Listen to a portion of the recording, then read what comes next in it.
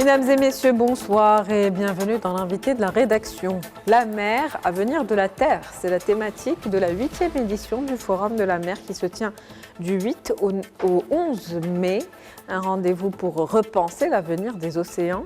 Avec ses 3500 km de côtes bordant la mer Méditerranée et l'océan Atlantique, le Maroc s'impose aujourd'hui comme un acteur clé des enjeux maritimes et littoraux. La préservation de la mer, un enjeu crucial, enjeu dont nous allons parler ce soir avec Mehdi Alaoui Mdaghri. Vous êtes fondateur du Forum de la mer. Bonsoir et merci d'être avec nous. Merci à Média TV de me recevoir. Un plaisir de vous recevoir. On va parler justement de ce forum, donc cette 8e édition. Comment ce Forum de la mer a évolué sur ces dernières années, tout d'abord? Alors le Forum de la mer, on l'a créé en 2013. C'est né d'une passion pour la mer réellement. On a beaucoup d'échanges avec des gens, des passionnés de la mer sous différents angles. Et puis on s'est dit qu'il manquait peut-être d'un espace où on puisse discuter de la mer sous toutes ses facettes. La culture maritime, l'histoire maritime, mais aussi des choses plus techniques comme le dessalement d'eau de mer, les énergies marines renouvelables, l'exploitation du sable, la pêche. Il y a beaucoup de sujets qui touchent à la mer. C'est disons transversal. Et puis la mer entoure tout notre beau pays. Et donc il fallait créer un espace pour lui faire honneur. Et c'est ce que le Forum de la mer essaye de faire avec plusieurs missions. Et la façon dont il a évolué, ses missions principales sont la sensibilisation, faire découvrir le milieu marin. On pense réellement que la mer, il suffit de la connaître pour l'aimer. Et donc faire connaître la mer permettra aux gens de l'aimer et donc d'avoir envie de la protéger. Un espace pour sensibiliser sur le milieu marin, vous l'aviez dit, un espace de rencontre où plusieurs passionnés de la mer, mais aussi des experts se rencontrent et peuvent partager des idées. On va parler donc de cette thématique, la mer, avenir de la Terre. Pourquoi avoir choisi cette thématique pour cette 8e édition? Alors effectivement, le Forum cette année est tourné vraiment vers l'avenir, essayer de trouver des solutions. Beaucoup d'experts seront là dans différents ateliers et toute la synthèse des travaux, des recommandations du forum, des solutions qui sont proposées feront l'objet d'un livre bleu qu'on fait chaque année. Ce livre bleu, c'est la synthèse des travaux et des recommandations du forum pour voir de quelle manière on peut assurer le développement durable de la mer et des littoraux. Repenser l'avenir des océans aujourd'hui, c'est le défi qui se pose mondialement. Parfaitement. On se rend compte de plus en plus que la mer, l'océan, car il est unique, il a recouvert pendant des millions d'années l'ensemble du globe. Et c'est un océan commun, c'est un bien commun de l'humanité. Qu'il faut préserver. Qu'il faut évidemment préserver parce que nous en dépendons. Non seulement pour se nourrir à travers la pêche, les protéines animales d'origine marine sont très importantes dans l'alimentation de 8 milliards aujourd'hui, de 10 milliards demain d'êtres humains. Et il y a un lien direct entre l'océan, qui produit plus de la moitié de l'oxygène que nous respirons, et notre santé, et notre survie, la survie de l'humanité en tant qu'espèce.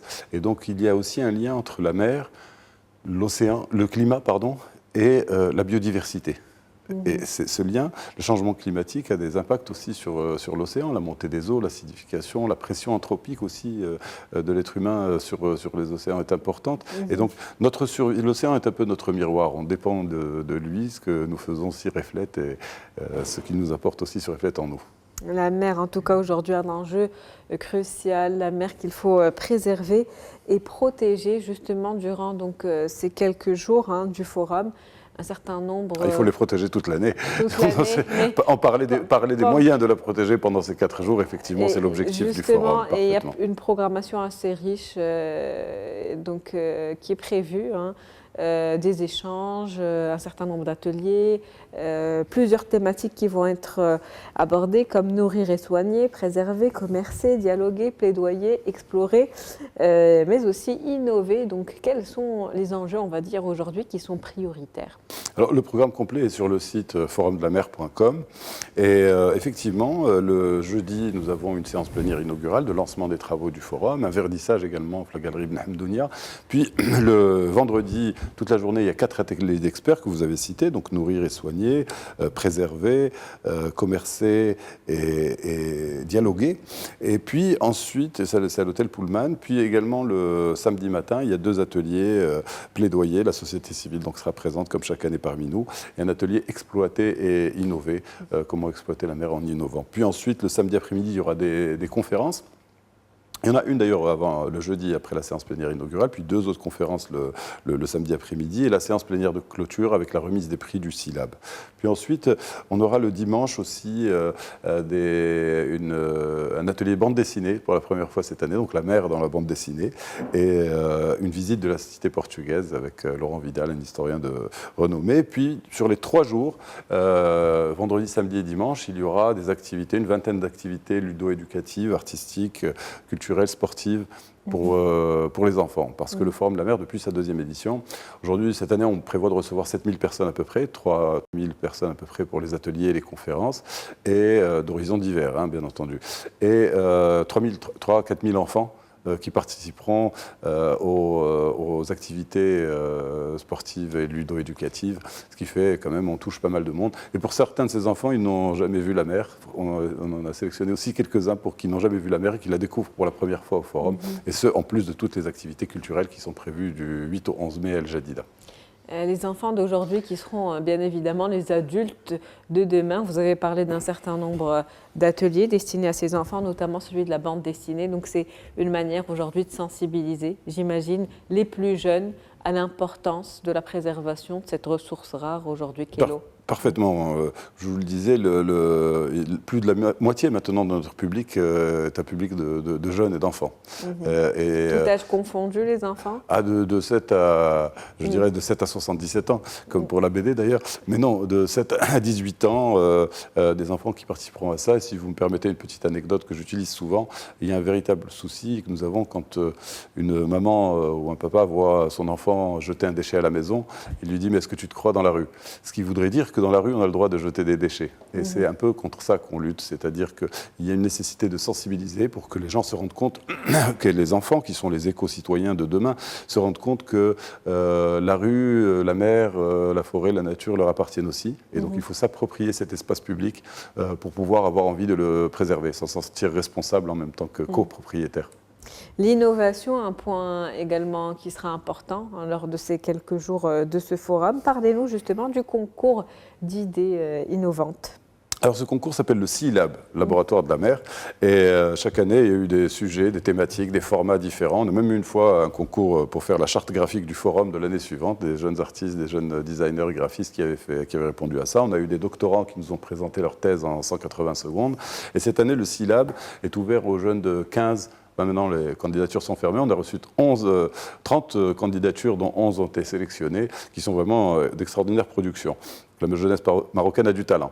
Et donc, de 15 à 25 ans, il s'agissait de produire soit une vidéo de 90 secondes, soit un spot radio, un podcast de 90 secondes, soit une photo légendée en expliquant. Même le recours à l'intelligence artificielle était autorisé à partir du moment où on expliquait comment on avait prompté et comment on avait orienté cela. Et donc, le concours s'appelle le SILAB.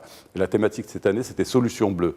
Et Solution bleue, on demandait à ces jeunes de réfléchir à des solutions face aux risques qui pèsent sur l'océan. On a eu des productions extraordinaires pour répondre à des problématiques de pollution, de déchets, mais aussi d'énergie. Enfin, on a eu vraiment plein de belles productions. Il y aura 3 prix. Peut-être 4 cette année, parce qu'on a eu une production aussi très intéressante qui aura un prix spécial, un prix spécial aussi du ministère de la Transition énergétique et du Développement durable, un prix spécial du ministère du Commerce et de l'Industrie, et on a un jury donc, qui recevra ces jeunes qui présenteront en 3 minutes leur projet et qui primeront les gagnants qui auront le prix spécial du Forum de la mer. Et ce prix spécial, cette année, j'ai le plaisir de vous annoncer que ce sera un stage de voile au Glénan, dans la plus grande école de voile européenne, et donc le gagnant du SILAB pourra aller faire un stage de voile pendant une semaine au Glénan, en plus évidemment d'interviews, peut-être avec vous, pour le gagnant. Sait-on jamais, pourquoi pas, voilà. Pourquoi pas. Justement, donc, tous ces projets dont vous avez parlé, enfin, des projets qui vous ont interpellé, montrent qu'il y a un réel potentiel aujourd'hui qui existe dans au Maroc, au niveau de la société marocaine, dans la jeunesse marocaine, pour trouver justement des solutions qui soient adaptées à nos problématiques, à nous, donc en tant que Marocains, mais aussi en tant qu'Africains, donc des problématiques continentales aussi. Ah, c'est très gentil de me tendre la perche sur ce sujet-là. Alors, je vais répondre en deux volets, si vous voulez bien, en deux temps à votre question. La première, c'est le talent. Je disais que la jeunesse marocaine a du talent, je le répète. Et on a vu au Forum, aux premières années du Forum, naître des projets. Notamment, je pense à une jeune Marocaine qui a créé toute une ligne de produits de maroquinerie, des portefeuilles, des choses en cuir de poisson. Et donc, sa société s'est développée. Je ne peux pas citer les noms de société, je le sais à la télé, mais cette société s'est développée. C'est purement marocain, c'est une belle initiative. Nous avons également un jeune Marocain de Mohamedia qui produit des pneumatiques. Comme des Zodiac, des Zodiac, Bombard et Spray X dans le cas d'espèces, et pour citer trois marques. Et donc, Spray X développe des pneumatiques marocains. C'est peut-être le pneumatique de l'Afrique de demain. Et ce sont des projets marocains. Et on a aussi des industriels comme Cetexam qui a fait la transformation de l'agar-agar et qui l'exporte, qui l'utilisait comme gélifiant, lubrifiant dans l'industrie alimentaire cosmétique. Et qui est un des leaders mondiaux. Donc il y a du talent marocain et des filières industrielles à développer peut-être, que ce soit dans les chantiers navals, que ce soit dans les énergies marines renouvelables, ou simplement le commerce de ces produits qui sont fabriqués au Maroc par des gens qui ont un métier en rapport avec la mer. Et le deuxième volet, rapidement, c'est probablement le plus important, c'est ce leadership continental que le Maroc peut avoir grâce à son merveilleux littoral de 3500 km avec deux façades, méditerranéenne et atlantique. Et aujourd'hui, l'initiative royale d'initiative atlantique, la vision royale d'initiative atlantique, ouvre l'accès à la mer, à l'Atlantique, à des pays qui sont enclavés. Et nous, au Forum, on a toujours considéré que la mer est un bien commun de l'humanité et que l'accès à la mer devrait être un droit, au même titre que le droit à un environnement sain, au même titre que le droit à l'éducation. Le droit à la mer devrait être inscrit dans toutes les constitutions pour nous et c'est ce que nous allons permettre aussi avec l'initiative atlantique pour des pays africains qui n'ont pas accès à la mer. Donc le Maroc sera leur porte sur la mer et c'est une belle mission pour notre beau pays. Merci à vous, Monsieur Mehdi Alaoui Mdaghri. Je rappelle que vous êtes fondateur du Forum de la mer. C'était un plaisir de vous avoir avec nous ce soir dans l'invité de la rédaction. Plaisir partagé, toujours un plaisir de parler de la mer en tout cas. Merci beaucoup, madame. C'est la fin de l'invité de la rédaction pour ce soir. On se retrouve demain avec un nouvel invité, un nouveau sujet. Très bonne soirée.